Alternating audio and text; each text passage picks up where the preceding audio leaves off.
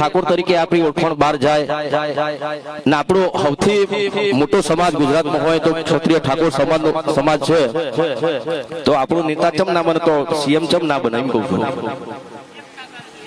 એક નહીં થતા ને આપણા. એટલે ભવિષ્યમાં પણ જો આપણા સમાજના કોઈ લડવા માટે ઉભા થાય તો ચોક્કસ સપોર્ટ કરજો. એ ભાજપમાં હોય કે કોંગ્રેસમાં હોય એનાથી આપણે કોઈ લેવા દેવા નહીં. આપણા ક્ષત્રિય સમાજનો ઠાકોર છે ને એનાથી લેવા દેવા છે. ને બીજી એક વાત, આપણા સમાજમાં છે ને પેટા જ્ઞાતની ઘણી બધી છે. મકવાણા છે, ઝાલા છે, હું એ ઝાલા છું, સોલંકી છે, પરમાર છે, ઘણા બધા અલગ અલગ પેટા જ્ઞાતિઓ છે. પણ હું માનું ત્યાં સુધી નોંધણી થાય ને જયારે સરકાર તરફથી કોઈ તમારા ઘેર આવો કે તમે કયા સમાજના તમે કહેજો પેલા